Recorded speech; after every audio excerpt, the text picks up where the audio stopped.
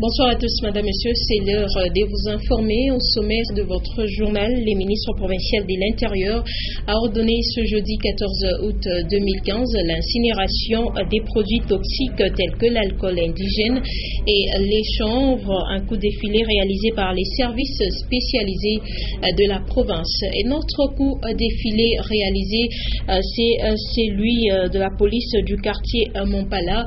Cette fois-ci, c'est 5 jeunes gens spécialisés dans les vols de marchandises qui ont été arrêtés. Voilà tout pour les titres, madame, monsieur. Bienvenue à votre journal.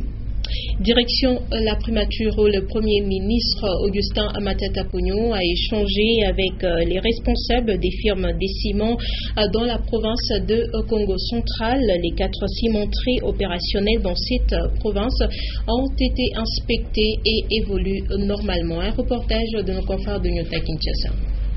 À l'aérodrome de Lukala dans le Congo central, Jacques Mbadou, gouverneur, accueille le Premier ministre Matata Ponyo.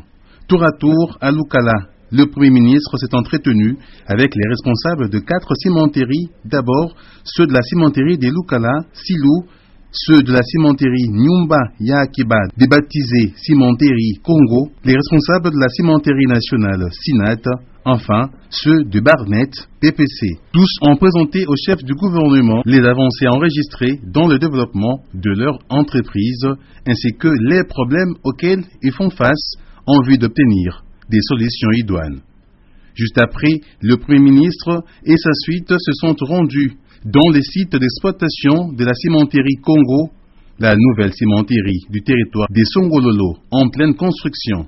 Devant le Premier ministre, les responsables de la cimenterie Congo ont indiqué que les premiers sacs de ciment sortiront de cette nouvelle usine vers la fin de l'année 2016. Une deuxième cimenterie, dans ses projections, Barnet PPC, produira environ 20 millions de sacs de ciment, soit 1 million de tonnes long. Matata Ponyo, Premier ministre, en a fait une image sur le plan global d'émergence du pays. Les activités, lorsqu'elles seront dans leur opérationnalité, devront effectivement contribuer au processus d'émergence de la République démocratique du Congo, processus d'émergence cher au chef de l'État. À retenir que le rapport final de cette mission d'inspection sera remis au chef de l'État, Joseph Kabila Kabange. Je voulais annoncer dans les titres, plusieurs produits toxiques et nuisibles à la santé ont été incinérés ce jeudi 14 août 2015 à l'entrée de la ville. Une opération coordonnée par les ministres provinciaux de l'Intérieur, Juvenal Kitungwa Lugoma. Il s'agit des liqueurs à alcool indigènes, dit Lutoku 500, chanvre et autres saisis par les services spécialisés de la province. Des produits qui provenaient de Kasaï, du Olomami et de la Zambie. Antoine Roger Mbouimamba nous en parle. 2 flammes de feu, l'opération s'appelle Zero Balls, chanvre, liqueur et tout autre stupéfiant prohibé. Grâce aux services spécialisés de sécurité de la province, 150 bidons de Lutuku appelés 500, 250 bidons d'alcool frélaté 10 bols, 1,5 tonne de chanvre et 10 kg de cocaïne ont été saisis. Leur incinération a eu lieu jeudi 13 août au site de Kra, à l'entrée de la ville. Juvenal Kitungwa est membre du conseil provincial de sécurité, témoin de l'événement. Il alcool frélaté, na ma drogue, il a détruit la société. Parce que c'est quoi, lorsque on a futabangi, on a cogné l'alcool frélaté, on a diminué faculté, c'est-à-dire mentale, et les facultés mentales comme il a punguka, ni kusema bantu bananza kuposer actes antisociaux. La provenance de ces produits toxiques, les 2 Kasaï pour les chanvres, une quantité de Lutuku du Olomami dans le Katanga et les bolses de la Zambie. Les ministres provinciaux de l'Intérieur met aussi en garde les vendeurs. Ici, Kitungwa appelle à la vigilance des responsables des différents marchés, chefs de quartier, bourgmestres, chefs de village, pour empêcher la production, l'importation et la vente de ces produits à effet nocif sur les corps humains. Et puis la police du quartier Mampala vient d'arrêter 5 présumés voleurs. Ces jeunes gens sont spécialisés dans les vols de marchandises sur les camions au niveau des arrêts des bus Kabolela, Kissima, Péage et Matipicha. Jean-Paul Malimbangoué.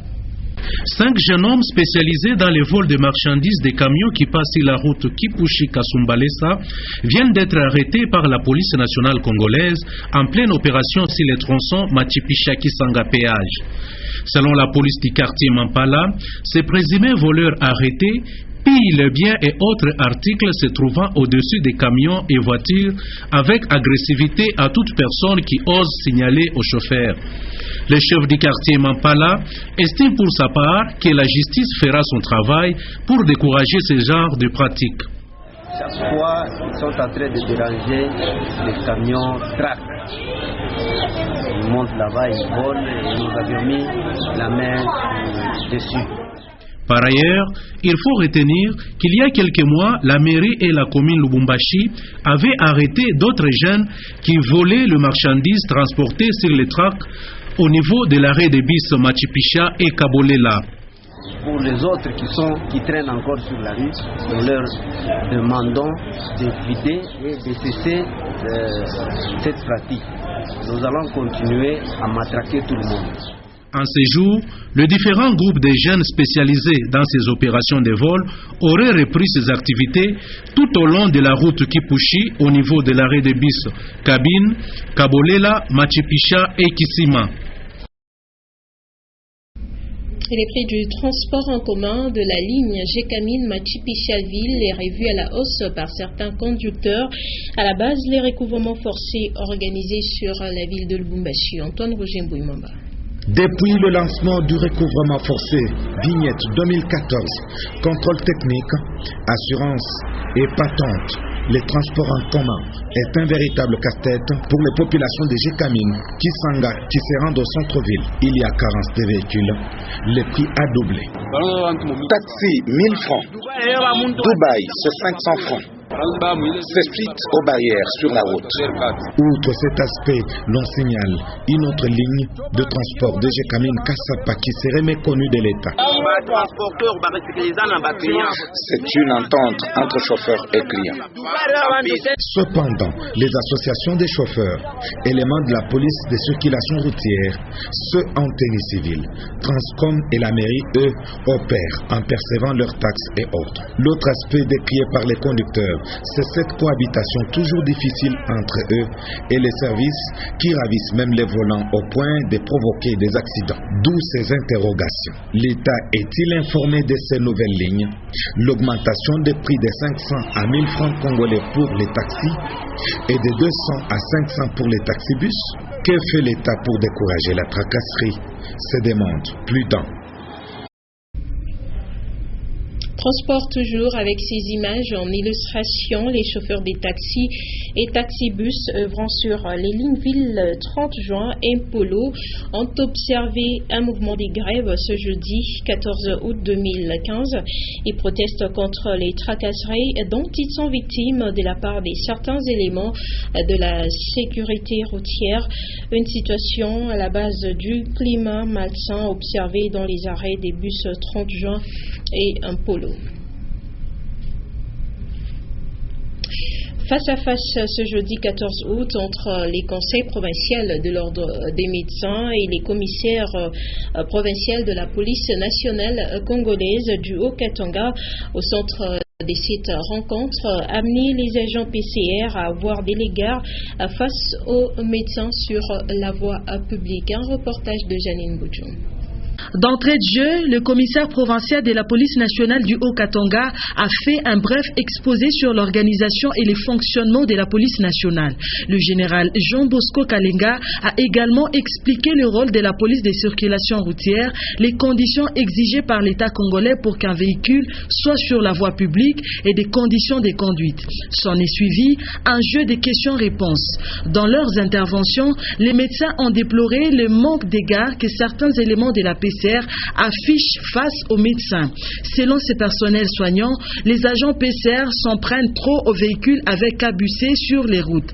Attitude qu'ils qualifient des tracasseries. Nous avons arrêté parce que nous savons que vous êtes docteur, donnez-nous de l'argent. Cela, dans l'espace d'une semaine, j'ai été interpellé comme ça 3 fois. Quel est le mandat qui est confié à la police à moto?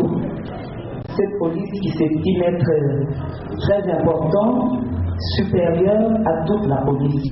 Après les avoir entendus, le général Jean Bosco Kalenga a tout de même reconnu qu'il y a des agents PCR qui ne font pas correctement leur travail. Le médecin, comme tout autre citoyen, doit être traité avec respect sur la voie publique. Pour réprimander les éléments qui s'illustrent dans les antivaleurs, il leur a demandé de prélever les numéros des casques des éléments indisciplinés et de lui en faire part. Quelques étudiants finalistes de l'école supérieure des santé publiques ont été formés sur la sécurité au travail et l'hygiène, une formation assurée par les experts de l'entreprise ITM.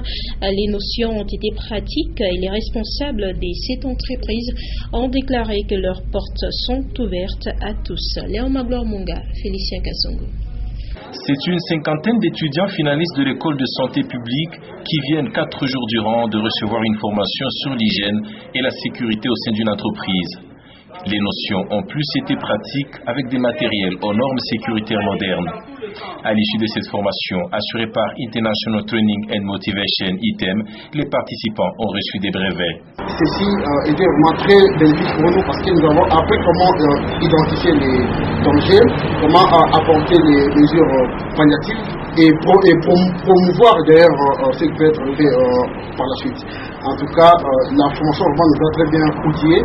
Francine Chola, l'une des formatrices d'ITEM en sécurité au travail, est revenue sur le bien fondé de cette formation qui concerne tous les domaines de la vie nationale et toutes sortes d'entreprises. Ils sont venus chez nous solliciter cette formation parce que la province du Katanga, non seulement qu'elle est bourrée de la jeunesse, mais aussi de beaucoup des entreprises minières. Ce qui fait que nous avons plus besoin d'assurer la santé, la sécurité, l'environnement sans risque et sans danger au personnel qui travaille dans ces entreprises minières.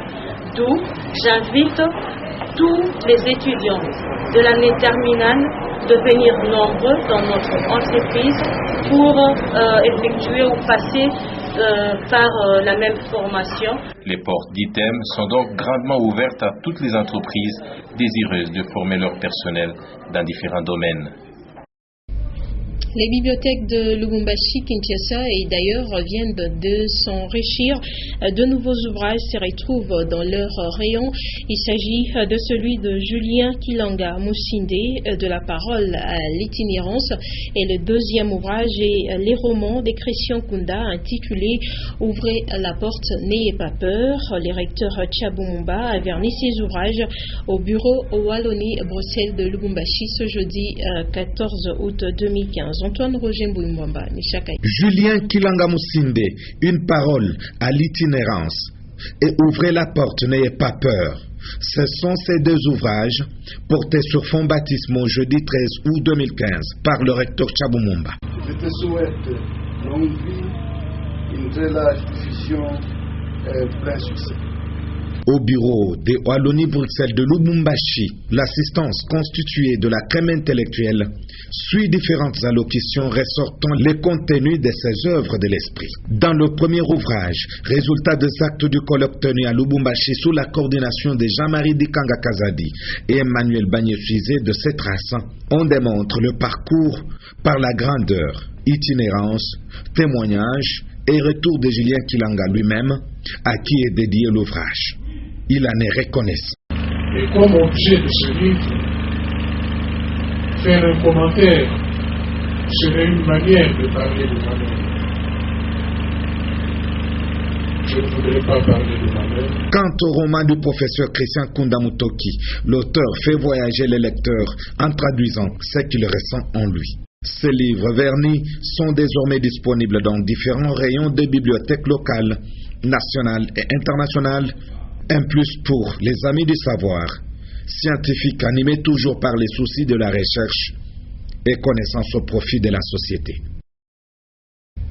Voilà, c'est donc hier, jeudi 13 août 2015, que ces deux ouvrages ont été vernis. La centrale des Mwadingusha n'est pas en marge des contraintes hydrologiques dès lors, mais à la différence des autres barrages, celui de Mwadingusha déverse une quantité de sa réserve d'eau pour protéger les ouvrages, comme nous le dit Maurice Mazel. Au-delà des contraintes hydrologiques, le défi que la Société nationale d'électricité ambitionne braver est relatif à la demande croissante de l'énergie électrique par rapport à la population dont les chiffres de la démographie augmentent chaque jour.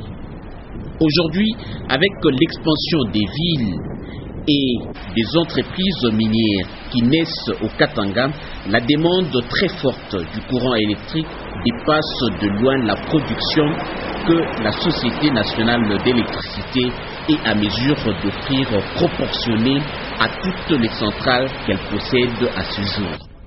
En dehors de la demande excessive par rapport à l'offre, la Société nationale d'électricité est confrontée au vol systématique de son patrimoine par la population elle-même.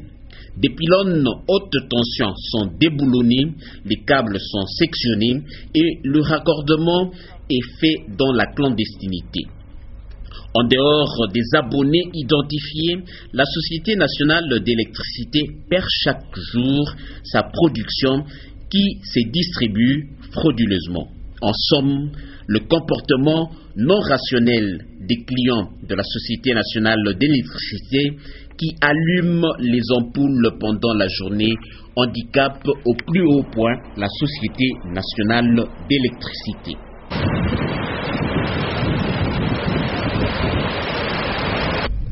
Voilà un élément à suivre avec force détail tout juste après ce journal. Voilà, ce sera tout pour ce soir. Actualité, le rappel de titres avant de nous quitter. Les ministres provinciaux de l'Intérieur, Juvenal Kitungwa, a ordonné à ce vendredi 14 août l'incinération des produits toxiques tels que l'alcool indigène et les chanvres, un coup de filet réalisé par les services spécialisés de la province. Et un autre coup de filet, c'est celui réalisé par la police du quartier Mampala. Cette fois-ci, c'est 5 jeunes gens spécialisés dans les vols de marchandises sur les camions qui ont été arrêtés.